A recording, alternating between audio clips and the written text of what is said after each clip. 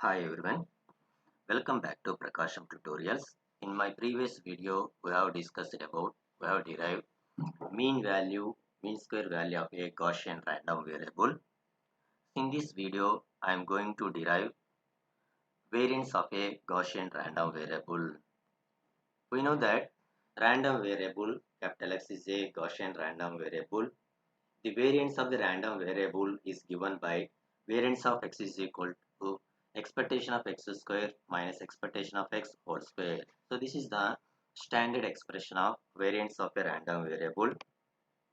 We know that mean square value of the Gaussian random variable is sigma square plus m square, and mean value of the Gaussian random variable is m.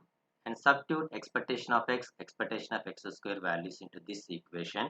We get variance of x is equal expectation of x square is sigma square plus m square minus expectation of x is m square. So plus m square minus m square is the cancel. We have variance of x is equal to sigma square.